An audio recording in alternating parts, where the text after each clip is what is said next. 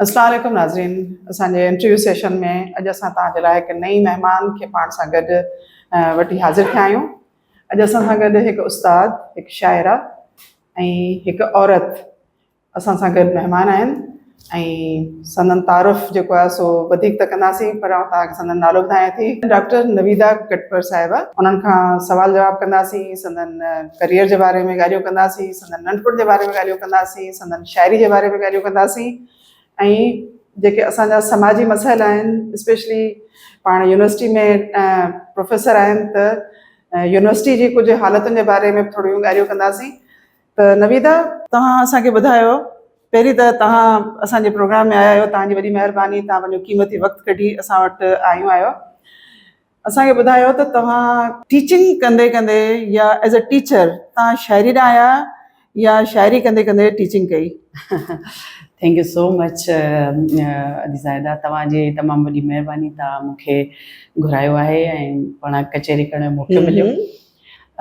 तव्हांजे सवाल जो जवाब में मतिलबु इहो आहे त शाइरी कंदे टीचिंग में या टीचिंग कंदे हिकिड़ो सुठो सवाल आहे जंहिंखे माण्हू सेग्रीगेट करे। असल में मां शाइरी जेका आहे, जीअं तव्हां पाण बि लेखक आहियो, त शाइरी या राइटिंग्स जेको अदबी माना हिकिड़ो थिए थो इंसान जे अंदरि हिकिड़ो फ्लेवर, उहो उनजे काफ़ी नंढी एज खां वठी थींदो आहे। त चवण जो मक़सदु त जॾहिं मां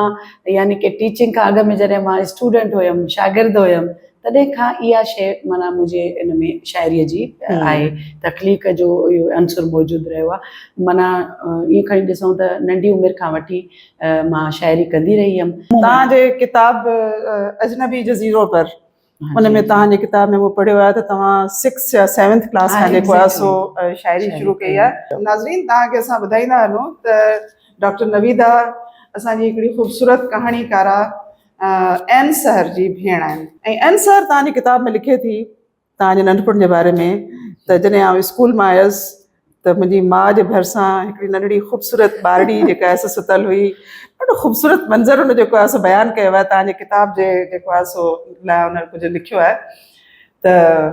आउं चाहींदसि त तव्हांजे ऐं तव्हांजी सिस्टर जे विच में जेको ताल्लुक़ जेको जुड़ियो आहे या बॉन्डिंग जेका आहे, उन जे बारे में असां जेको आहे सो ॻाल्हाईंदा हलूं त पोइ अॻियां जेको आहे सो कचहरी कयूं। त उहा हिकिड़ियूं भेणूं, हिकिड़ी शाइरा, हिकिड़ी कहाणीकार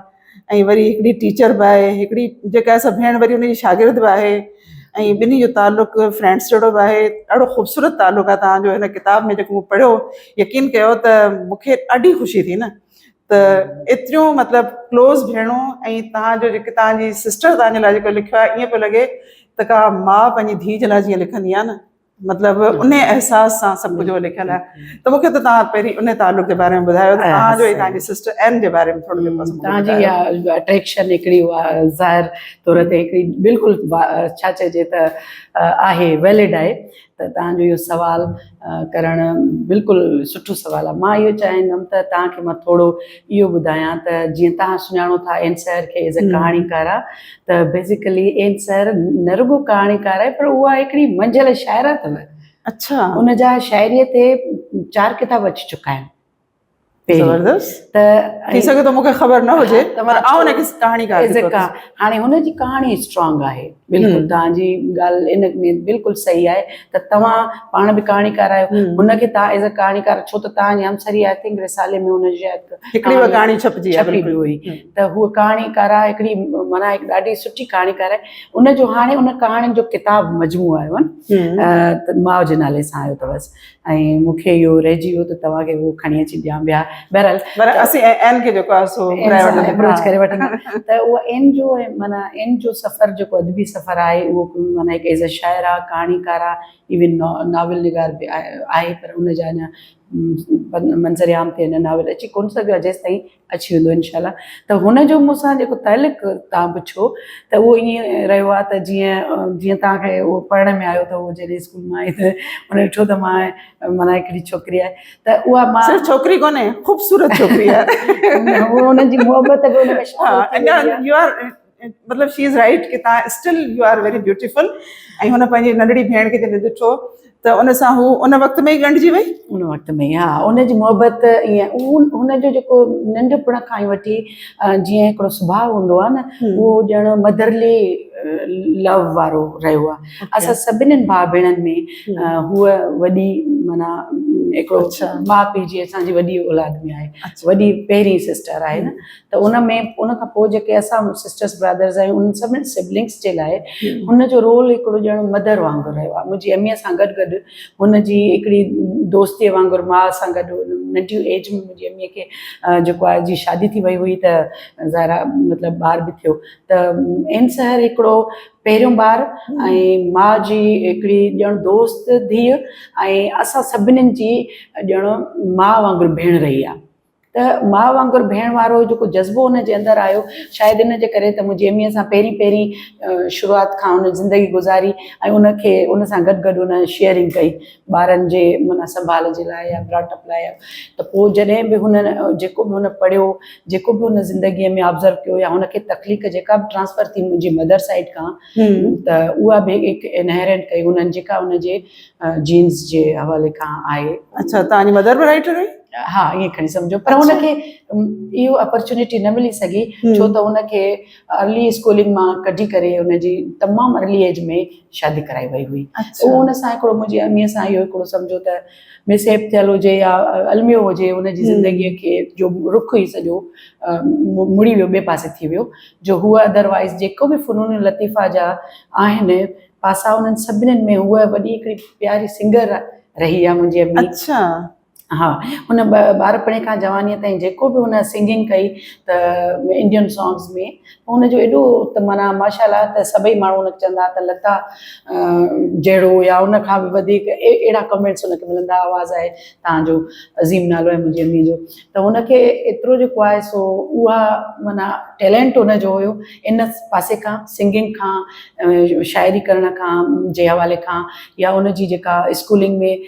आपा मेहताब जी जेका आहे सिस्टर हुनजी टीचर रही आहे आपा सकीना त उनखे पढ़ायो त उन मुंहिंजे मामा खे चयो त हीअ त नंढी ॿारड़ी आहे हिनखे जेको आहे सो शादी छो था करायो या स्कूल मां तव्हां हिनखे न कढो हीअ टैलेंटेड मोस्ट टैलेंटेड आहे जेको आहे फस्ट नंबर पोज़ीशन ते रहे थी त बहरहाल उहो हुनजी मुंहिंजी अमीअ जो माना हिकिड़ो साइड आहे त उहो इनहेरेंट कयो जो मुंहिंजी इंसर सिस्टर खे कनेक्ट था कयूं त हूअ हुन सां जो गॾु रही त हिकिड़ो त माना तव्हां पाण जेनेटिकली ट्रांसफर थियनि था त जीअं मुंहिंजी तव्हां इहो बि सुवाल कयो त सिस्टर ऐं तव्हां त बेसिकली असां वॾनि मां इहो आयो त ॿई तॾहिं ऐं ॿिया बि मुंहिंजा भाउ भेण लिखनि था पर उहे ज़ाहिर आहे उन्हनि मतिलबु लेखकनि जो ख़ानदान जो आहे ऐं उहे ज़ाहिर न थिया आहिनि घणा पंहिंजे हुन में पर्सनल ते रखियो किन जो प्राइवेसी में आहे उहो लिखत असां ॿिनि भेनरुनि जो वरी थोरो पब्लिक मंज़रियाम ते किताबनि जी शक्ल में अची चुको आहे त इन शहर जो सफ़र मूंखां वधीक वॾो आहे ऐं वॾो ऐं उहा हिकिड़ी रिश्तनि में शफ़ीक हिकिड़ी मदरली हुनजो मूंसां तालुक सभिनीनि सां घर वारनि सां ऐं हुनजो हिकिड़ो टीचर थियणो पहिरीं ऐं उते ई मां वरी जॾहिं स्टूडेंट थियां पई थी त हूअ मूंखे एज़ अ माना स्टूडेंट बि ॾिसे थी ऐं उन में बि हुन इलाही दफ़ा ज़िक्र कयो आहे त मां माना अहिड़ी स्टूडेंट मुंहिंजी उहा रही आहे जो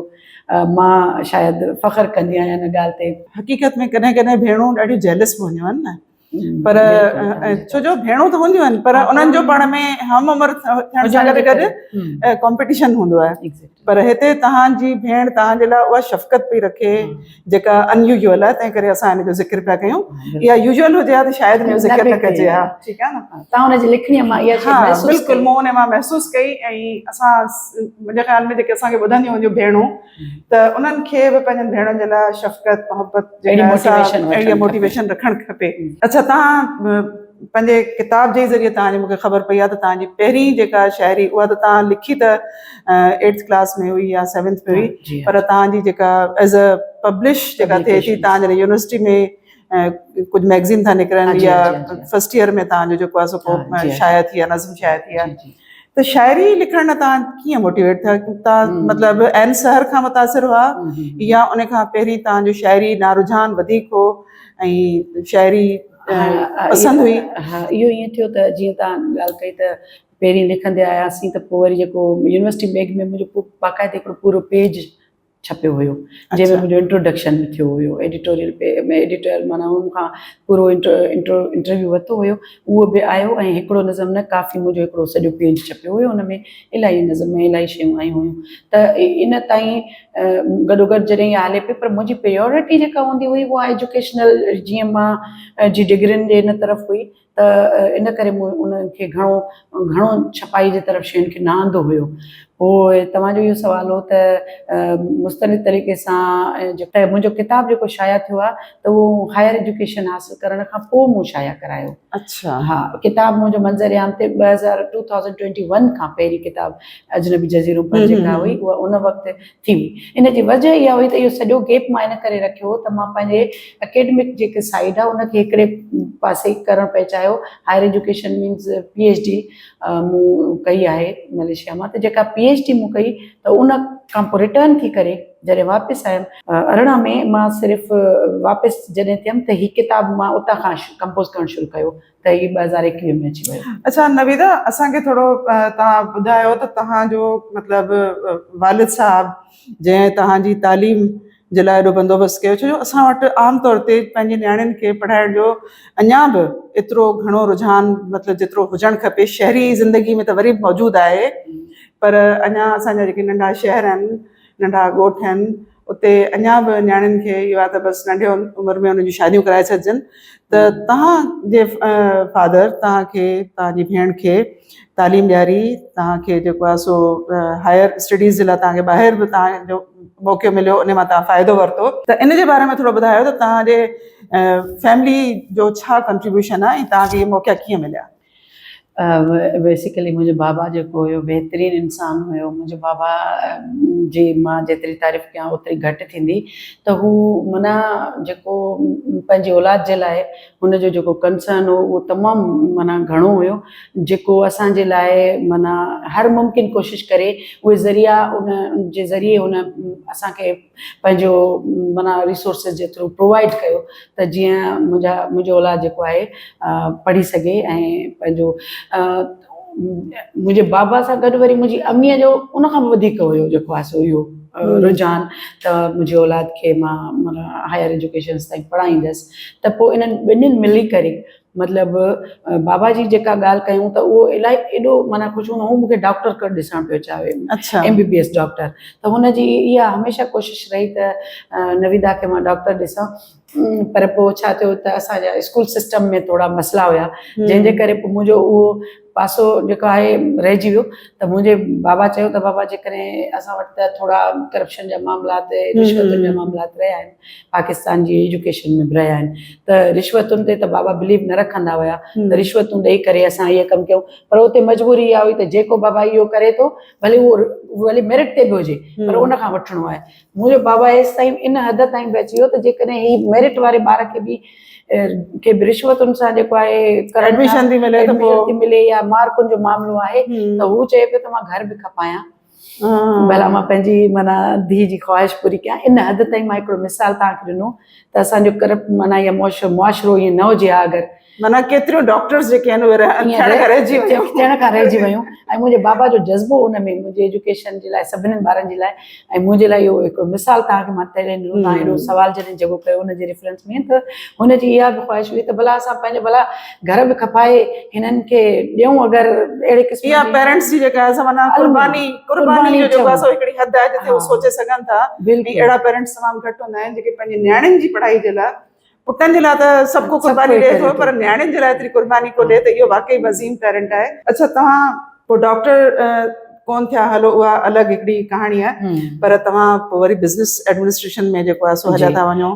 त उन पासे तव्हांजो रुझान कीअं पैदा थियो पोइ जॾहिं मेडिकल में मुंहिंजो कोन थियो त मां चवां पई मां न पढ़ंदमि ॿी का फील्ड मां न खणंदमि हालांकि मुंहिंजो नेचुरल साइंस में माना ॾाढो हुयो हुन में इलाही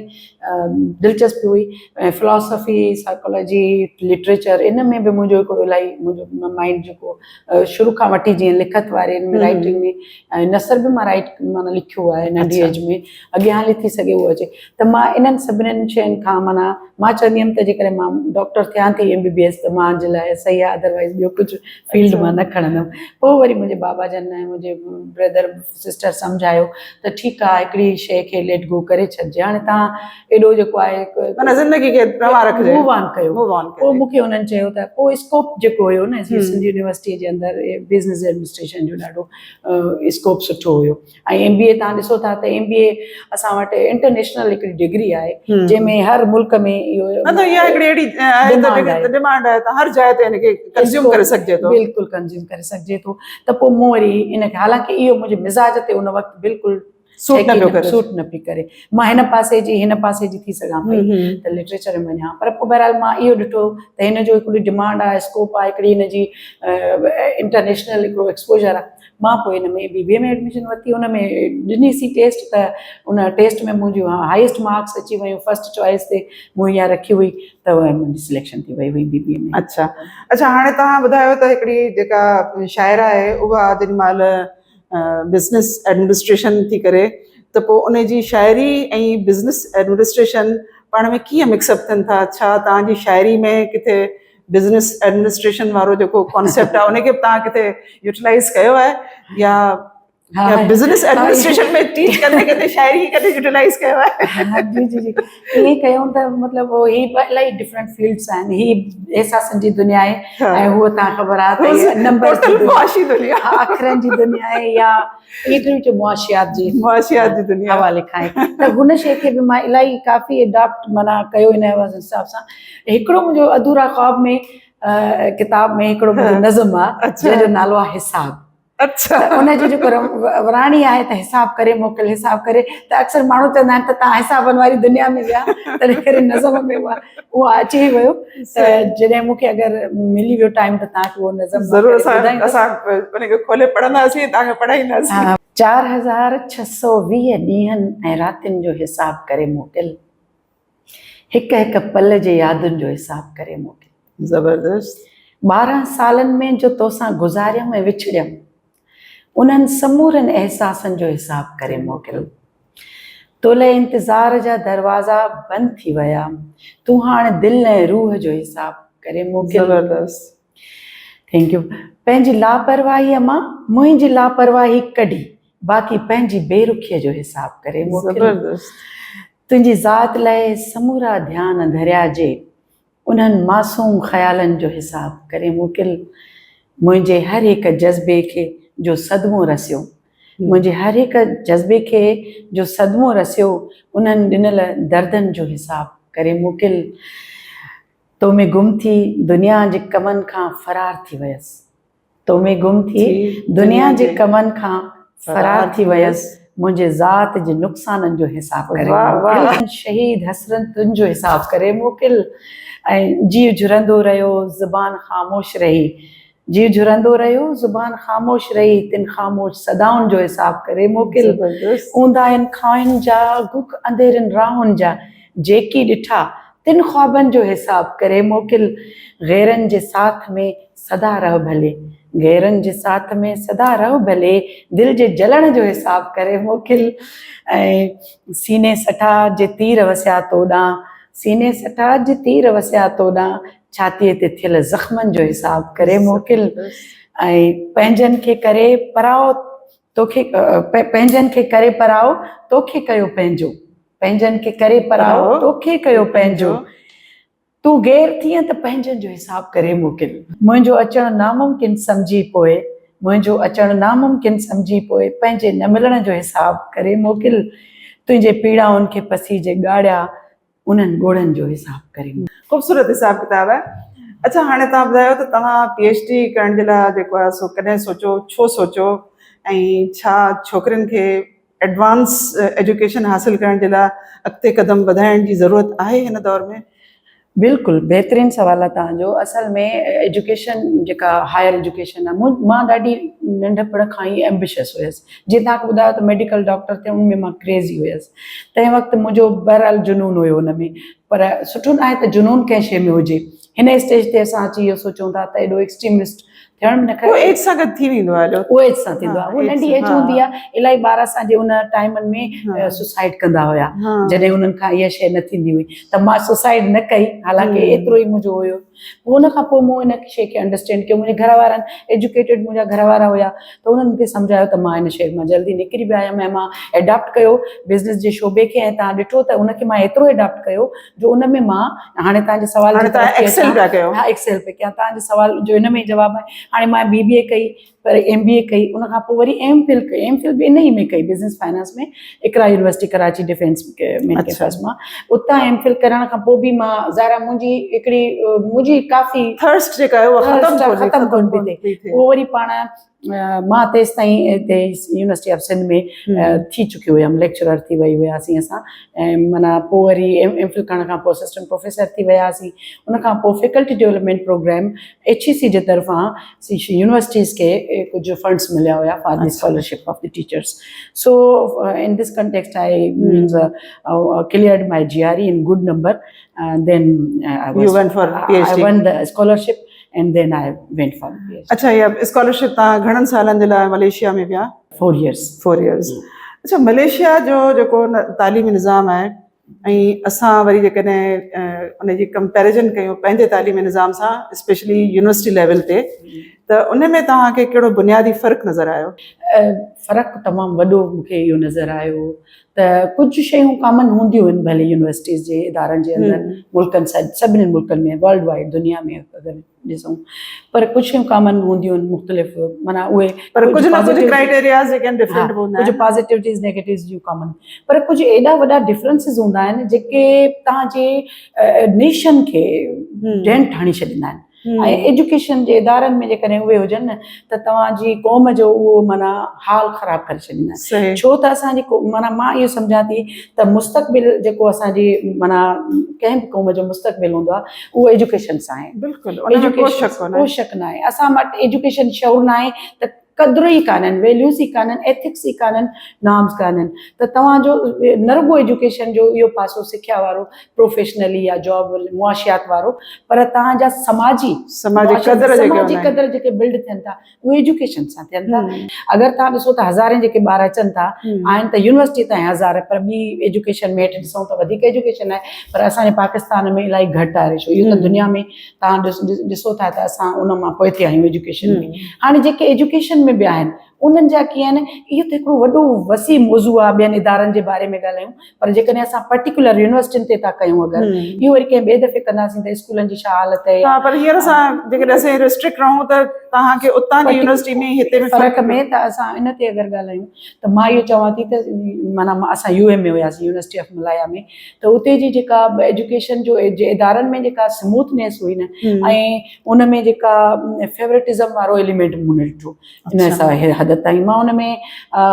जेका तव्हां निपोटिज़म वारी जे जॻह ते तव्हांजी डिग्रियुनि में जेका रुकावटूं उहे मूं कोन ॾिठियूं, या इंतिज़ामी तौर ते जेका पॉलिटिकल जेका जेको कनि था शयुनि खे उहे कोन हुयो। उते हिकिड़ो एस्टेब्लिश्ड बिल्कुलु बहितरीनु तरीक़े जो तालीमी इदारो आहे। उनजा प्रोसेस जेको उन प्रोसीजर्स आहिनि उन्हनि में कंहिं क़िस्म जी रंड रुकावट न आहे। तव्हां सभु पंहिंजे तौर ते रहंदा ऐं हू इदारा पंहिंजो कमु कंदा आहिनि। हिते छा थो थिए, माण्हू इदारनि जो कमु बि कंदा आहिनि, जेके माण्हू जिन जो कमु न आहे उते इंटरफेरेंस आहे। असां वटि यूनिवर्सिटीज़ में हर जॻह ते हर पोस्ट में इंटरफेरेंस आहे, ऐं उहा पॉलिटिकली ऐं उहा डर्टी पॉलिटिक्स में कन्वर्ट थी करे पोइ उहा इंडिविजुअल्स जे न रुगो उनजे मां सम्झां थी साइकोलॉजी ते, उनजे माइंड ते, उनजी एजुकेशन सिखिया, उनजी ग्रोथ, उनजे करियर खे वॾो धकु थी लॻाए, जेको हुते ईअं कोन्हे। अच्छा नवीदा, इहो जेको तव्हां हींअर ॻाल्हि पिया कयो त असांजी यूनिवर्सिटी में जेके पॉलिटिसाइज़्ड जेको मतिलबु माहौल आहे उन जो असरु ज़ाहिरी ॻाल्हि आहे त इंडिविजुअल्स ते पवे थो, पर असांजे पूरे ईअं सम्झो त जेको शागिर्द जी ज़िंदगी आहे एक्ज़ैक्टली उन ते कीअं थो पवे? वॾो थो पवे। हाणे बिल्कुलु इन हवाले सां मां तव्हांखे ॿुधायां त जेके पंहिंजी सिंध यूनिवर्सिटीअ में शागिर्दाणनि जा कुझु तव्हां ॾिठा हूंदा इशूज़ आया हॉस्टल में। इहो हिकिड़ो इशू कोन्हे त हॉस्टल जी सफ़ाई कोन्हे त हाणे उहो एतिजाज था कनि। इहे माना प्रीवेलिंग मां सम्झां थी इहे माना काफ़ी वक़्त खां ऐं मुख़्तलिफ़ प्रॉब्लम्स जेके जनम मतिलबु इहे जमा थींदा था अचनि जमा थींदा था अचनि पोइ हिकिड़ो माना बर्स्ट आउट थींदो आहे त उनजे करे मां इहो सम्झां थी त जॾहिं असांजा इदारा इंडिपेंडेंटली एडमिनिस्ट्रेटिव तरीक़े सां कमु कंदा उन में एडमिनिस्ट्रेशन पंहिंजो इम्पार्शल रोल प्ले कंदी ऐं उन में कंहिं बि क़िस्म जी पॉलिटिक्स जो हिसो न बणंदी या चंद माण्हुनि जे चवण ते करे हली करे ऐं सिर्फ़ु चंद माण्हुनि जे बेनिफिट जे करे या उन्हनि जे सम्झो ईअं खणी त हिकिड़ो साईं भुतार वारो सिस्टम न हलाईंदी ऐं फेवरेटिज़म वारे में माहौल में न ईंदी त पोइ उहे इदारनि में जॻह जॻह ते right man for the right person अगरि ईंदो ईअं त हिते ईअं नथो थिए न हीउ मुंहिंजो माण्हू आहे हिनखे हिते रखो उहो उनखे संभाले सघे हैंडल करे सघे या न सघे उहो सवाल ई न हूंदो आहे असां वटि इहे शयूं जेके हुते ईअं न आहिनि हिते पोइ छा थो थिए त हीउ बि हिते अचे हे बि मुंहिंजो माण्हू हिते अचे हिकिड़ी कमिटी हिकिड़ो माण्हू तव्हां ॾिसंदव त हे मुंहिंजो माण्हू आहे उहो 10 कमिटियुनि में साॻियो ई तव्हांखे नज़र ईंदो हालांकि ॾिसो असां वटि जेके बि माण्हू पढ़ियल लिखियल माण्हू आहिनि उहे सभु पंहिंजे सिंध जी ॻाल्हि कनि था पर जॾहिं पंहिंजनि उहिदनि ते किथे न किथे वेठा हूंदा आहिनि त उन्हनि खां सिंध विसरी वेंदी आहे सिंध जो मुस्तक़बिल विसरी वेंदो आहे ऐं पोइ वरी इंडिविजुअल कलेक्टिव काज़ खे उहो डैमेज कंदा आहिनि त शागिर्दनि जो बि इहो जीअं बॉइज़ में हिन में इलाही इशूज़ आहिनि हाणे मां तव्हांखां हिकिड़ो नंढिड़ो मिसाल था वठूं त हिकिड़ो क्लास आहे असांजो हिन भेरे त असांजी कंटिन्यूअसली 2-3 सालनि खां बैच ईअं पई अचे 300 जी एनरोलमेंट थिए पई एडमिशन असां सिर्फ़ु मां IBA जी ॻाल्हि थी कयां हूअं त 12-13 हज़ार शागिर्द सॼी यूनिवर्सिटीअ में अचनि था हिकिड़ी बैच में पर हिकिड़ो मां मिसाल क्लास ते था अचूं क्लास में एतिरा ॿार आहिनि हाणे चऊं त 300 हलो 200 या 300 क्लास में ॿार आहिनि डिवाइड कयूं त इन में 3 या 300 जेके हर साल अचनि था हिकिड़े IBA जी हिकिड़े नंढे क्लास जी ॻाल्हि थी कयां या हज़ार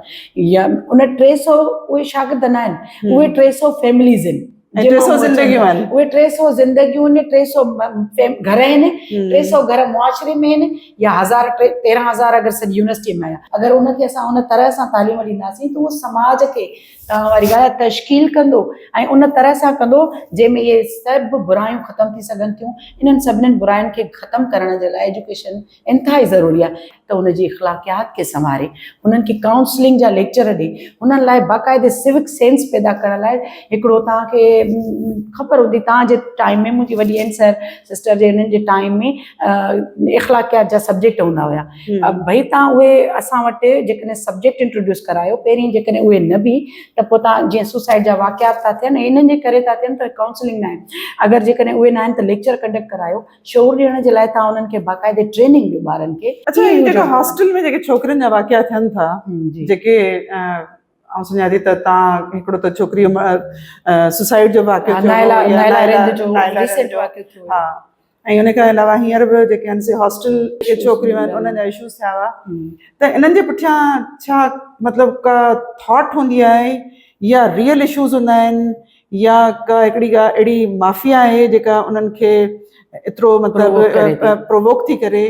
जो असांजो आम माण्हू सोचे थो त इहो सॼो जेको सूरत हाल जेका यूनिवर्सिटी में थी क्रिएट थिए त इन सां छोकिरियुनि जी जेका तालीम आहे उन्हनि ते उन्हनि जे मुस्तक़बिल ते उनजे वालिदैन ते ॾाढो ग़लति असर थो पवे त इहा सूरत हाल छो थी मंज़रियाम ते अचे इहो ई सबबु आहे जो जेकॾहिं यूनिवर्सिटीज़ में उहे एडमिनिस्ट्रेशन पंहिंजो सुठो पॉज़िटिव रोल प्ले करे ऐं सुठनि माण्हुनि खे उहे माण्हू ॾिसो सभई असां चऊं था त सोसाइटी में सभु शयूं गॾु हूंदियूं आहिनि राइट त सभिनीनि जो हिकु जेतिरो आहे न छो रिपीटेडली उहे ई माण्हू जेके मसइलो हल नथा करे सघनि उहो डिसार्ड छो थियूं थियनि उन्हनि खे डिटेक्ट माना उन प्रॉब्लम्स खे अगरि तव्हां नथा आइडेंटिफाई करे सघो त तव्हां रिप्लेस कयो चेंज कयो न माहौल खे सिस्टम खे चेंज कयो तव्हां अहिड़ो सिस्टम आणियो जिते हुननि खे तव्हां सिक्योर करे सघो त उहे जेका सुसाइड उहा पीक आहे डिसहार्ट थियण जी जॾहिं उन्हनि खे रिजिडिटी मिले ऐं उन्हनि खे न ॿुधो वञे उन्हनि जे मसइलनि खे हल न कयो वञे त उहो सिस्टम जी मां सम्झां थी नाकामी आहे कंहिं बि ॿार जी न आहे त उहो माना हाणे इन शइ खे टोड़ींदे इन्हनि छोकिरियुनि जा नारा तव्हां गर्ल्स जा ॿुधा हूंदा हॉस्टल वारनि त चई सुसाइड न पर जेको आहे मुज़ाहमत त इहो पंहिंजे राइट्स जे लाइ हक़ जे लाइ आवाज़ उथारण मां ग़लति नथी सम्झां ऐं मां इहो पंहिंजे उस्ताद साहिबान खे बि इहो ई तव्हांजे प्रोग्राम जे तवसल सां इहो ई चवणु चाहींदमि त तव्हां जॾहिं पंहिंजी कोऑपरेशन रखंदव त शागिर्द हिते पढ़णु ईंदा आहिनि उहे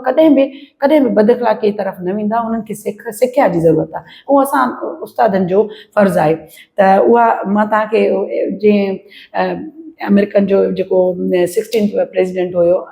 एब्राहम लिंकन, उनजी जॾहिं ॿारु दाख़िल थिए पियो पंहिंजो पुटु, मूंखे यादि अची वेंदी आहे उहा ॻाल्हि। त उनजे he wrote letter two his son, उन पंहिंजे टीचर खे उनजे ख़त लिखियो ऐं हुनखे चई त हिनखे सेखार, मुंहिंजे पुट खे हिनखे सेखार त पहिरीं त पोलाइट ऐं हिन अहिड़े एनवायरमेंट में हुनखे सेखारियो जे हू माना बाक़ाइदे ओपन टू थी वञे, हुनखे हथ खां, हू त हुनजी पहिरें ॿार जे लाइ आहे, पर इहो बहितरीनु मैसेज आहे हिकिड़ो, हुनखे हथ खां वठी आङुर खां वठी हुनखे सेखार, ॾेखार त हीअ दुनिया आहे, हीअं थींदो आहे, ऐं पोलाइट वे में कोऑपरेटिव तरीक़े सां हुनखे इहो सेखार, महिरबानी करे हुनखे हुन टीचर खे ख़त में चए थो त हिनखे इहो सेखार, जॾहिं ईअं खणी चइजे त हर दुश्मन आहे जिते तव्हांजे लाइ दोस्त बि मौजूदु आहे, ऐं जिते करप्ट सियासतदान आहे त उते अहिड़ो डेडिकेटेड लीडर बि मौजूदु आहे, ऐं जिते अॻियां चवे थो त जिते जॾहिं तव्हांखे हार थिए त उनखे ग्रेसफुली एक्सेप्ट कयो ऐं पोइ उन मां सिखो, ऐं जॾहिं तव्हां हटी वञे त उहो उनखे कीअं इंजॉय करे, ऐं हिनखे इहो बि सेखार त सच जी राह ते हले, हक़ जी राह ते हले, भले हू अकेलो ई हुजे ऐं क्राउड में न हले, हर्ड मेंटेलिटी हुन में न हुजे, माना सभई हीअं था चवनि त तव्हां हुनजी तरफ़ निकिरी पओ, न, हू पंहिंजो हिकिड़ो मौक़िफ़ रखे ऐं उन मौक़िफ़ जी रिस्पेक्ट करे, उन मौक़िफ़ ते बिलीव करे ऐं उन ते पंहिंजे उन ॻाल्हि ते रही करे हले, उहा जेकॾहिं पॉज़िटिव आहे, हक़ ऐं सच ते आहे त उन ते फर्म रहे। हाणे त इब्राहिम लिंकन इहो पंहिंजे ॿार जे लाइ न पियो सेखारियो, बल्कि इहो टीचर खे पियो सेखारियो, टीचर खे पियो ॿुधाए त तव्हां हुनखे ही सेखारियो। त मां इहो ई चवंदी आहियां त हर टीचर खे इहे सभु शयूं अचनि, त जेका हाणे उहो जेके ॿार खे सेखारण लाइ तॾहिं सेखारे सघंदो जॾहिं हुनखे पाण खे इन शयुनि जो हूंदो, छो टीचर बिल्डर आहे, टीचर बिल्डर आहे, असांजो फर्ज़ु आहे, टीचर जो फर्ज़ु आहे। त मुंहिंजी इलाही इहा ख़्वाहिश हूंदी आहे त जिते मां पंहिंजा क्लास वठंदी आहियां उते मुंहिंजे स्टूडेंट्स खे मां तालीम बिल्कुलु उन्हनि जो पंहिंजो जेको राइट आहे पूरो कंदे कंदे गॾोगॾु पर्सनैलिटी डेवलपमेंट जी तरफ़ उन्हनि जी काउंसलिंग कंदी रहंदी आहियां। नवीदा, अॼुकल्ह हिकिड़ो ॿियो रुझान जेको नौजवाननि में ॾाढो तेज़ी सां वधे पियो, त उहे सोशल मीडिया खे वधीक टाइम था ॾियनि, सोशल मीडिया ते जेको कुझु अचे थो, ईअं सम्झो त हर जेका बि कॉन्टेंट जेको क्रिएट थिए थो उनखे ॾिसनि था, ऐं पंहिंजी ज़िंदगी में हिकिड़ो जेको क़दुरु हूंदो आहे, जेको फैमिली जा वैल्यूज़ हूंदा आहिनि, ऐं तव्हांजी जेका पंहिंजी रेस्पेक्ट आहे, पंहिंजो ऑनर आहे, या पंहिंजी हिकिड़ी इंडिविजुअल ह्यूमनिज़म जेको आहे उनखे तव्हां नथा सम्झो, पोइ उन में असांजा छोकिरा बि अची था वञनि, छोकिरियूं बि अची थियूं वञनि, त असां कीअं हिन शइ खे कंट्रोल करे सघूं था त उहे छोकिरा ऐं छोकिरियूं, नौजवान जेको नस्ल आहे, उहो सोशल मीडिया के या टेलीफोन जो जेको इस्तेमालु आहे उनखे बहितर तरीक़े सां करे सघे। बिल्कुलु, इन लाइ बि ईअं ई आहे त तव्हांजी फैमिलीज़ में जेकॾहिं तव्हांजे ॿार, हाणे मां इहो चवंदी आहियां त जॾहिं ॿार खे तरबियत पहिरियों फस्ट लेप तव्हांजी सिख्या जो त पंहिंजी मदर आहे, पर अलमियो इहो आहे पाकिस्तान जे अंदरि त सभु मदर्स शौर ऐं पढ़ी लिखे वारियूं न बि आहिनि, त तव्हां जॾहिं ऐं उन्हनि जा बि ॿार पढ़नि था न, त सभु मदर जेके एजुकेटेड मदर्स आहिनि उहे ज़रूरु पंहिंजे ॿार सां दोस्तनि वारो रवैयो रखनि, उन्हनि ते ऑटोक्रेसी न इख्तियार, जॾहिं उन्हनि खे रोब वारो रवैयो रखंदियूं ऐं कंट्रोलिंग थींदियूं न पंहिंजे ॿार लाइ, त ॿारु फरार थींदो आहे उन रवैये खां, पोइ फरार थी करे उहो अहिड़नि माण्हुनि सां या अहिड़नि ॻोल्हा कंदो आहे, उहो मतिलबु या त ग्रुप्स में वेंदो या सिखंदो दोस्तनि में, ऐं पोइ उहो उतां भले हुनखे ग़लति सोबत मिले न त उहो उन ग़लति में हली वेंदो, छाजे करे त उहो प्यारु, उहो मोहबत, उहो कॉन्फिडेंस, उहो एतमाद उनखे घर खां न मिलियो हूंदो आहे। त पहिरियों मैसेज इहो इन या पहिरीं जेका असांखे सम्झणु खपे समाज खे, त पंहिंजे घर में पंहिंजे ॿार जे लाइ एतिरो माना कोऑपरेटिव थी वञे, एतमाद उनखे एतमाद ॾियो ऐं कॉन्फिडेंस ॾियो त हू माना इन कमीअ जो शिकार न थिए। ऐं ॿियो पासो इहो आहे त हुनखे एतिरो ओवर कॉन्फिडेंट न थियणु ॾियो जो हू अगरि ग़लति जे तरफ़ हुजे तॾहिं बि हुनखे तव्हां रोके न सघो। तव्हांजो चेक एंड बैलेंस ॿिन्हिनि शयुनि खे बैलेंस करणु खपे, त हू जॾहिं ग़लति करणु वञण वारो आहे त तव्हां उनखे पहिरीं त प्यार सां मोहबत सां सम्झायो, थोरो हार्श थियणो पवे त बि ज़रूरु थियो, त जीअं हुनखे तव्हां हाणे ॾिठो हूंदो त टिकटॉक जो रुझान वधी वियो आहे सोशल मीडिया में, त उन सोशल मीडिया खे कंट्रोल करण जे लाइ पंहिंजे पेरेंट्स जो वॾो रोल आहे ऐं उनखे एजुकेट करणु खपे। त हिते सिर्फ़ु ऐं सिर्फ़ु इहो ॾिठो थो वञे, जीअं सना यूसुफ जो हाणे जेको तव्हां ताज़ो वाक़ियो ॾिठो थो, हुनजो मर्डर थी वियो, 17 सालनि जी चवंदा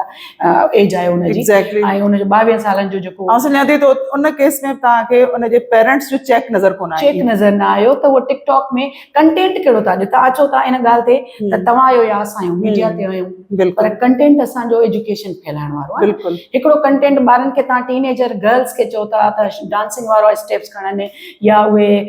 फेसिस ठाहे करे ऐं बुराको अहिड़े क़िस्म जा मतलब पैसो अर्न करण वारो जेको आहे सो पैसो ठाहियो एग्जैक्टली पैसे ठाहिण जी डोड़ में लॻंदासीं त सभु इख़लाक़ियात जा क़दुर विञाए वेहंदासीं त समाज खे पोइ असां इहो सेखारे नथा सघूं त हाणे असां सां हीअं ट्रीट कर समाज तव्हांखे पोइ उहे ट्रीट कंदो जीअं तव्हां पंहिंजे मिसाल तव्हां पंहिंजो कंटेंट माना बहितर रखंदा त हू तव्हांखे उहे ट्रीट कंदो उन तरीक़े सां ट्रीट कंदो हीअ पब्लिक जेका आहे तव्हांखे तव्हांजे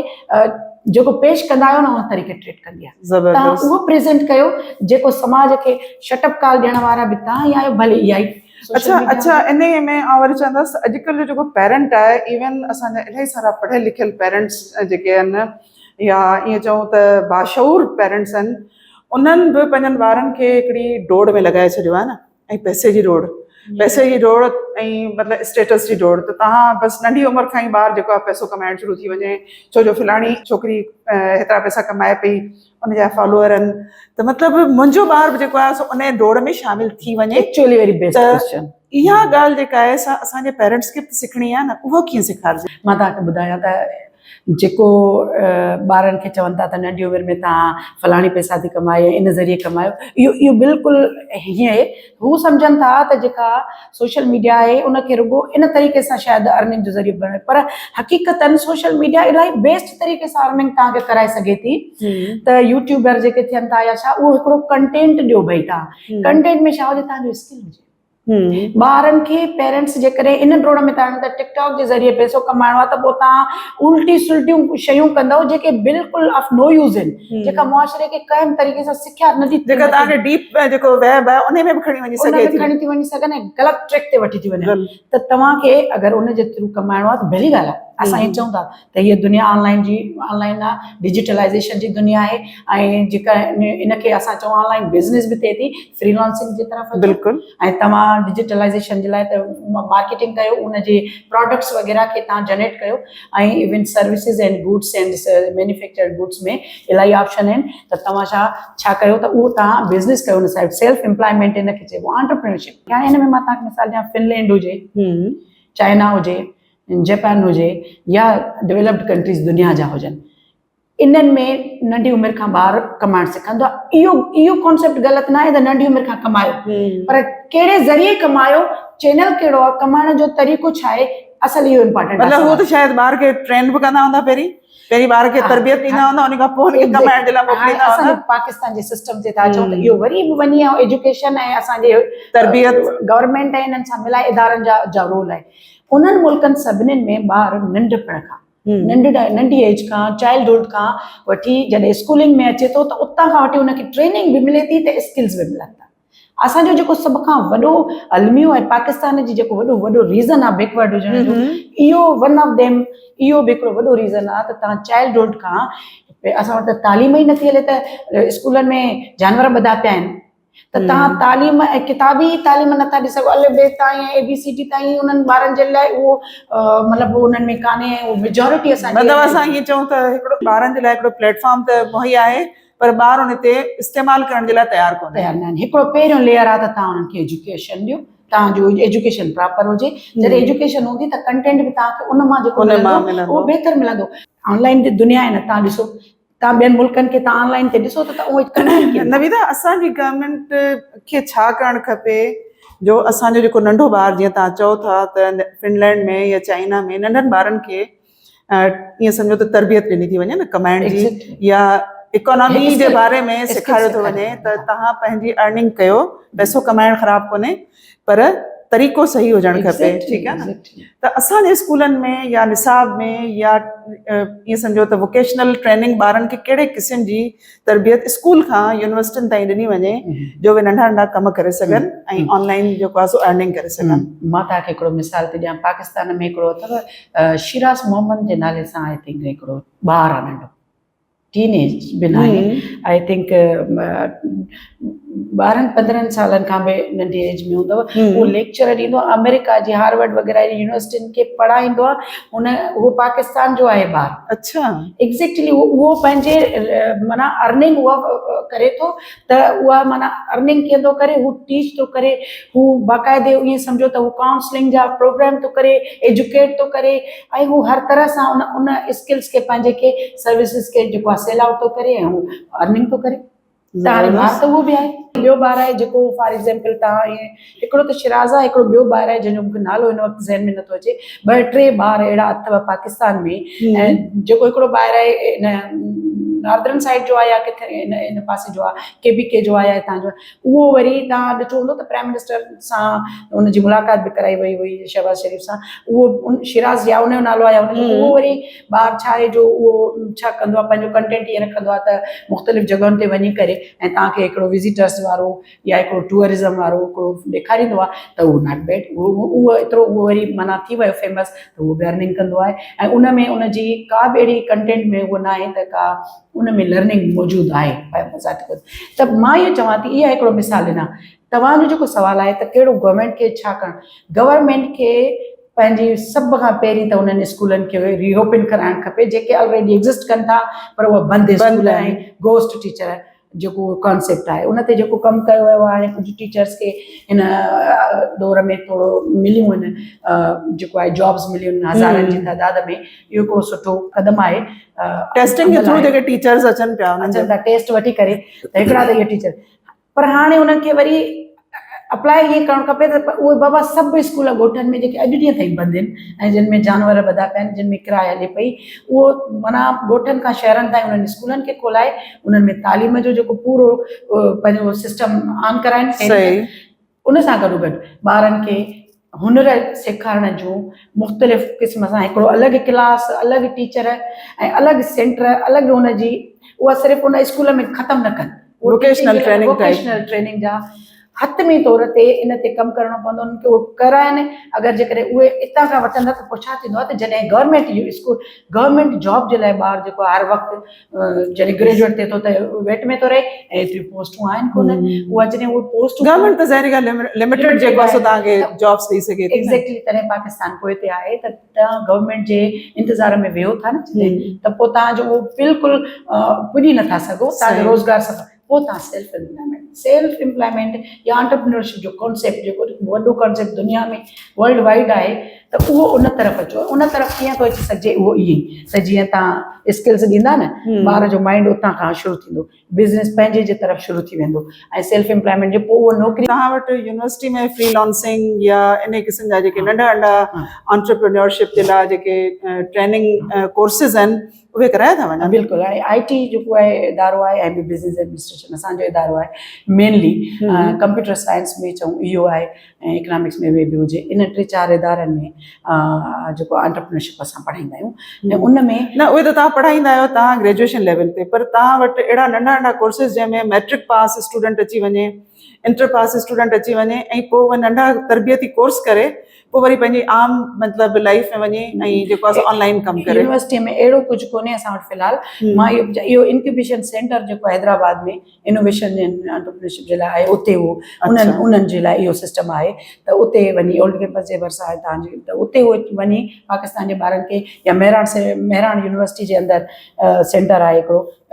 इनोवेशन जे लाइ प्रमोट करण जे लाइ उहे उते ॿार वञी ऐं ॿुधाईंदा अगरि ऐं उन्हनि सां कंदा रुजू ऐं उन्हनि सां वञी कॉन्टेक्ट कंदा त उन्हनि खे उहे कराए सघनि था छो त इनोवेटर ऐं इन्वेंशन में इनोवेटर में फ़र्क़ु आहे इन्वेंशन उहा आहे जेका फर्स्ट टाइम इनोवेटर जेको इन्वेंटर जेको फर्स्ट टाइम जेको आहे ठाहे थो ईजाद करे थो शइ फर्स्ट टाइम कंप्यूटर आयो हुयो जेकॾहिं एडिसन बल्ब ठाहियो हुयो पोइ त असीं कंज़्यूमर था थी वञूं जॾहिं टेलीफोन ठाही त इहो इन्वेंटर्स पर जेका इनोवेशन आहे त इहा जॾहिं टेलीफोन आई उन खां पोइ केॾी इनोवेशन आई आहे हिन में उन में जेके शक्लूं चेंज थियूं उहा इनोवेशन अच्छा नवीदा इहा असां पंहिंजी सोसाइटी में और राति हिकिड़े प्रोग्राम में वियसि त उते बि इहा ॻाल्हि बि थी त असांजी सिंधी सोसाइटी में असीं सभु तक़रीबन कंज़्यूमर आहियूं न असां वटि मुआशियात खे तमामु घणी त छा पर बिल्कुलु बि अहमियत नथी ॾिनी वञे ऐं मुआशी तौर ते असां वटि अहिड़ा माहिर बि मौजूदु कोन्हनि लिखण वारा मौजूदु कोन्हनि उन ते ॻाल्हाइण वारा मौजूदु कोन्हनि हा जो असीं मतिलबु उन्हनि जा टॉप 10 त छा पर असीं टॉप 3 में बि नाला मतिलबु नथा ॻणे सघूं त ही असांजा मुआशियात जा माहिर आहिनि सिंधी ऐं जिन खे असां प्रोग्रामनि में विहारे उन्हनि खां मुआशियात ते ॻाल्हाए सघूं त इन जो छा सबबु आहे? इन जो बि इहो ई एजुकेशन जो असांजो जेको ॾाढो डल माना हुजणु एजुकेशन में प्रॉपरली एजुकेट न करण जो सबबु आहे त असां वटि अहिड़ा प्रोड्यूस थी सघनि था माण्हू जेके बिल्कुलु ॻाल्हाइनि ऐं ॿियो इन में बि फेवरेटिज़म नेपोटिज़म ऐं रिस्पॉन्सिबिलिटी न खणणु जेके माण्हू मिसाल इकोनॉमिक्स जो इदारो आहे त इकोनॉमिक्स में माण्हू जेके ॿार पढ़नि था त टीचर जेके पढ़ाइनि था उन्हनि ॿिन्हिनि जो रोल अहिड़ो हुजे स्ट्रॉन्ग जो उतां जेको बि प्रोड्यूस थिए उहो इन जे लाइक़ु हुजे थो ॻाल्हाए बिज़नेस एडमिनिस्ट्रेशन में जेको मतिलबु घणो करे असां वटि जीअं चओ त टीचर रिस्पॉन्सिबल आहे उनजो स्ट्रॉन्ग रोल आहे त उहो केतिरो उन में अचे थो ऐं ओवरऑल बुनियादी तौर ते जेका एजुकेशन आहे न उहो टीचर बि तॾहिं थो बणिजे जॾहिं उनजी बुनियादी एजुकेशन में पाकिस्तान मां ज़ाहिर थियल आहे न पंहिंजो मुल्क आहे बुनियाद खां ई उनजी कमज़ोर एजुकेशन हली आहे एग्ज़ैक्टली तव्हांजी प्राइमरीअ खां मिडिल खां मथे मथे मथे पोइ यूनिवर्सिटीज़ में त उहे ई टीचर अगरि बणजंदा त उन्हनि जी कैपेसिटी होतिरी हूंदी बिल्कुलु इहो हिकिड़ो वॾो मेन रीज़न आहे त मां इहो चाहियां थी त इन्हनि खे जॾहिं बुनियाद खां एजुकेशन खे स्ट्रॉन्ग कंदो वेंदो त तव्हां अलाए केतिरा माण्हू ॿाहिरि ठाहे था सघो हींअर चाइना आहे मतिलबु असां वटि एशिया में हिकिड़ी वॾी मार्केट आहे जेका प्रोड्यूसर मार्केट जेका आहे या प्रोडक्शन मार्केट जेका आहे सा वाह बणजी वई आहे चाइना कवर करे चाइना जेको आहे चीप प्रोडक्शन में भी एक्सपेंसिव प्रोडक्शन में हाँ, तो गरीब मार्केट जेको पाकिस्तान जहिड़ो उन्हनि खे चीप करे चवंदा आहिनि चाइना जो बेसिकली चाइना एक्सपेंसिव भी करे थी जापान वगैरह जापान जेका आहे एक्सपेंसिव ई कनि था त उन्हनि जो अहिड़ो चाइना जहिड़ो कोन्हे न चाइना इहा इनोवेशन कई आहे एग्जैक्टली छो उनजी इकोनॉमी तरक़ी कई छो त उन गरीब मार्केट लाइ ठाहे बाबा माण्हू वठी था थो न माना सेल त थिए थो न पर चाइना ॾिसो न जंहिं मॉडल खे फॉलो थो करे उन जी आहे त कॉटेज इंडस्ट्री खां हुननि जेको आहे सो मतिलबु मथे चढ़ी ऐं पंहिंजी जेका आहे सा इंडस्ट्री खे मज़बूत कयो आहे ऐं असां वटि असांजी कॉटेज इंडस्ट्री ही जेका आहे सा नज़र अंदाज़ थियल आहे इम्पोर्टेंट पॉइंट इहा आहे छो त मौज़ू इलाही वॾो आहे त माना कुझु शयूं असां कयूं था त कुझु न हाणे तव्हांजी कॉटेज जी ॻाल्हि जेको हिकिड़ो हल ॿुधायूं पिया त भई ॿारनि खे अर्निंग लाइ छा हुजे त हिकिड़ो त एजुकेशन हर क़िस्म जी आहे हुन में अचे थी एग्रीकल्चर में इंडस्ट्री में ॿई कवर था कनि त कॉटेज इंडस्ट्री पाकिस्तान लाइ त ख़ासि तौर ते एॾी इम्पोर्टेंट आहे हिकिड़ो त इहो ऐं ॿी उनजी एग्रो बेस्ड इंडस्ट्री मिसाल रॉ मटीरियल जे लाइ एग्जैक्टली जेके माना असांजा 70% जेका ॻोठ आहिनि मिसाल तौर उन्हनि में असांजी जेको फसल थियनि था उन्हनि जो जेको एॾी हाई कास्ट करे ऐं सिटीज़ में जेकॾहिं शयूं खणी वञनि ऐं उते सिर्फ़ु चंद शहरनि में इंडस्ट्री हुजनि त इहो असांजो ढांचो ख़राबु थो करे इकोनॉमिक्स जो बि ऐं सोशल बि तव्हां वञी इहो ॿुधायो त तव्हां अगरि इहो इनोवेशन जे लाइ ॿार कीअं ॿार इहो हुकूमतुनि जो कमु आहे त इंफ्रास्ट्रक्चर पॉलिसीज़ जो कमु आहे पॉलिसी मेकर्स जो कमु अहिड़ो इंफ्रास्ट्रक्चर करे इम्प्लीमेंट जो ॻोठनि में एग्रो बेस्ड इंडस्ट्रीज़ उते ई लॻाए करे पोइ उतां जो ई माण्हू उते ई इंडस्ट्री में हिकिड़ो त रोज़गार मिलंदो ॿियो हुनखे लर्निंग मिलंदी स्कूलिंग हूंदी एजुकेशन हूंदी ट्रेनिंग हूंदी हर पासो कवर थींदो त हिकिड़ो त तव्हां एजुकेशन जे तरफ़ उन्हनि जो ध्यानु ॾियो ॿियो त तव्हां इंफ्रास्ट्रक्चर इंडस्ट्रीज़ खे नंढियुनि खे एग्रो बेस्ड इंडस्ट्री छो पाकिस्तान एग्रीकल्चर कंट्री मशहूरु आहे न त तव्हां उनखे उते ई उन्हनि खे home very near to home करे ॾियो न इंडस्ट्रीज़ खे चंद शहरनि में पोइ कोई पुॼी सघे न सघे त मुआशी हालात ख़राबु हूंदा त ॿार चवंदा बाबा पढ़ायूं कीअं गरीब माण्हू त चए थो अच्छा असां वटि जॾहिं पॉलिसी ठहे थी असां जॾहिं ॻाल्हायूं था इलाही सारनि मसइलनि ते त जॾहिं पॉलिसी ठहे थी त उन में असांजी जेका अकेडमी आहे उनखे केतिरो शामिल कयो थो वञे अकेडमी ऐं इंडस्ट्री जो जेको लिंकेज आहे इहो हिकिड़ो वॾो कॉन्सेप्ट आहे linkage between academy and industry उहो छो बल्कि पॉलिसी मेकिंग जेका गवर्नमेंट लेवल ते जेका थिए थी चयो वञे थो ॻाल्हाईंदा आहिनि त इन ते ऐं उन जे लाइ लिखत में अची वेंदियूं शयूं त बाबा लिंकेज करायो इंडस्ट्री एंड अकेडमी पर प्रैक्टिकली इम्प्लीमेंटेशन उनजी बिल्कुलु जंहिंजे करे असां लूप होल इलाही रहिजी था वञनि हाणे असांजी यूनिवर्सिटी जे अंदरि इहा कोशिशि कई वेंदी आहे हाणे बि रिसेंटली करंट हिकिड़ो प्रोग्राम करायो मां बि हुन में शामिल थी वियमि हुन में त गवर्नमेंट इहे टे मोड हिकिड़ो त इंडस्ट्री ऐं academia third government policy maker आहे उहो ज़रूरी आहे त उन में उहा त पॉलिसी ठाहींदी पर तव्हांखे शामिल जेकॾहिं करे त तव्हां वटां उन्हनि खे इलाही सारियूं सुठियूं जेके आहिनि से हिदायतूं या सलाह मिली सघनि बिल्कुलु हाणे ईअं असां माना पाण हिते यूनिवर्सिटी में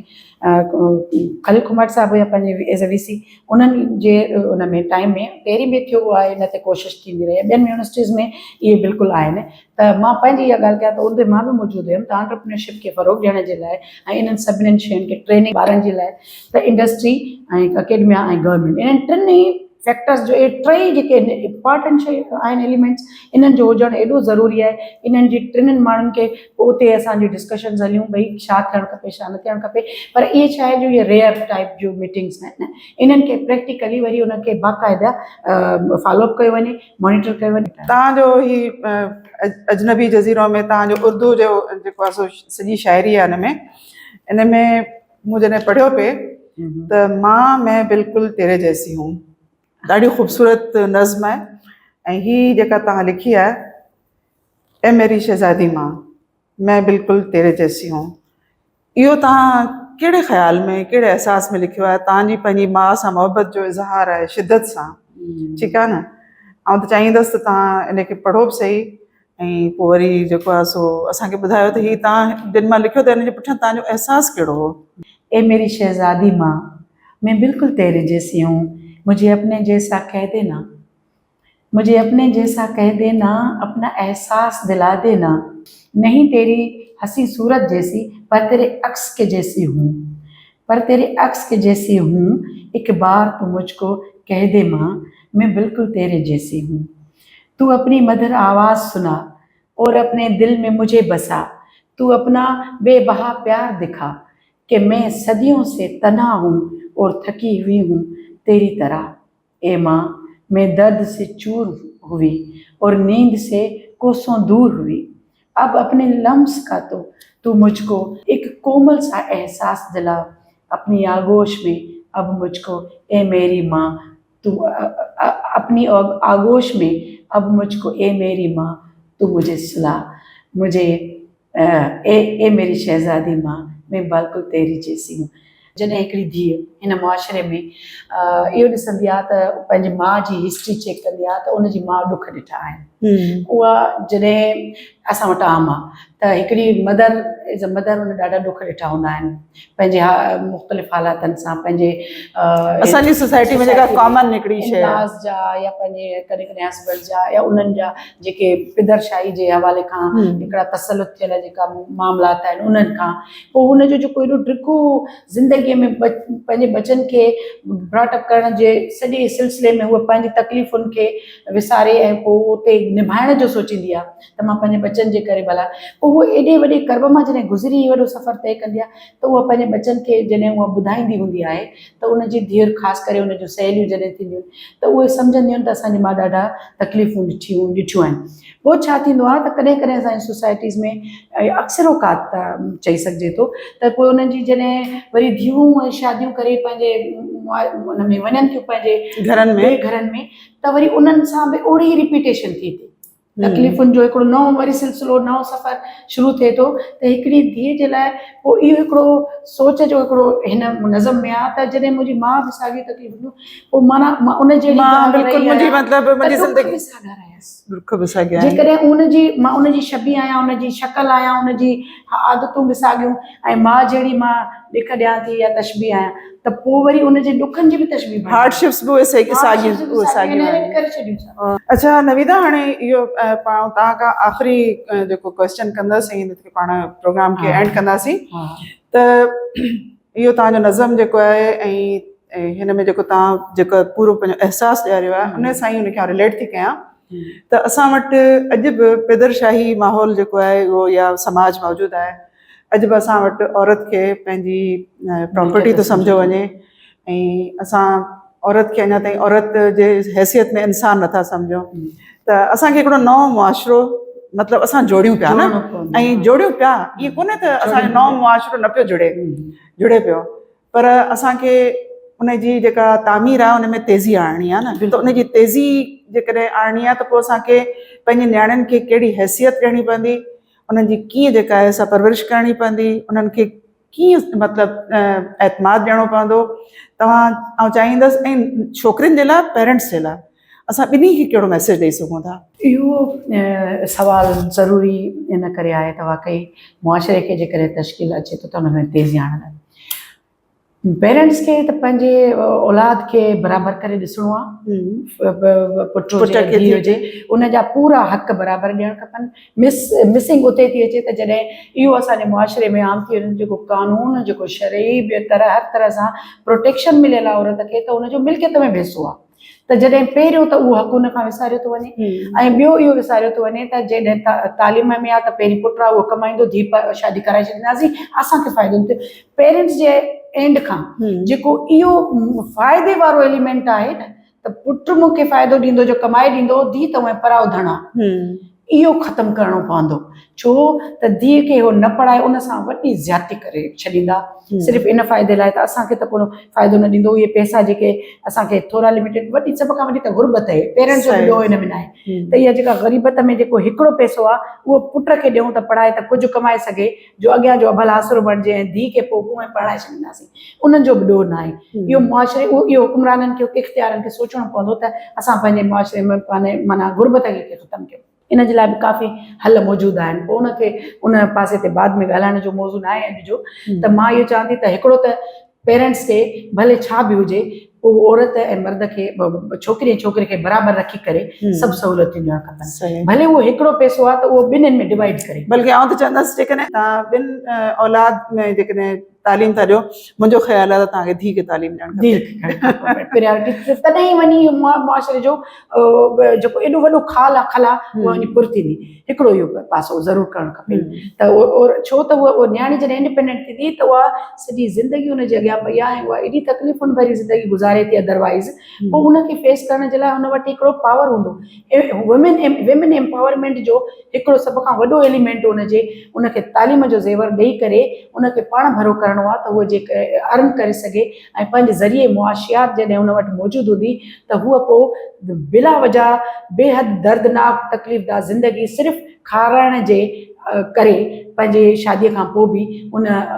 न गुज़ारो कंदी। ऐं पोइ उहा उनजो हक़ आहे इहो उनखे न रुॻो हिन मुआशिरे कानून पर इस्लाम में जेकॾहिं माण्हू सम्झनि त असां मुस्लमान कंट्री आहियूं त नियाणियुनि जो त सभ खां वॾो फाइट इस्लाम औरतुनि लाइ कई आहे। उहा को हक़ ॾिए थी त भई तव्हां औरतुनि खे जेको आहे सो तलाक हलाल आहे, हराम न आहे। भले नापसंदीदा हुजे त कोशिशि कजे त जेकॾहिं नथा ठही सघनि त अलॻि थी वञनि। त जॾहिं हर तरह सां हक़ मिलियल आहे त असांजो मुआशिरो, असांजो समाज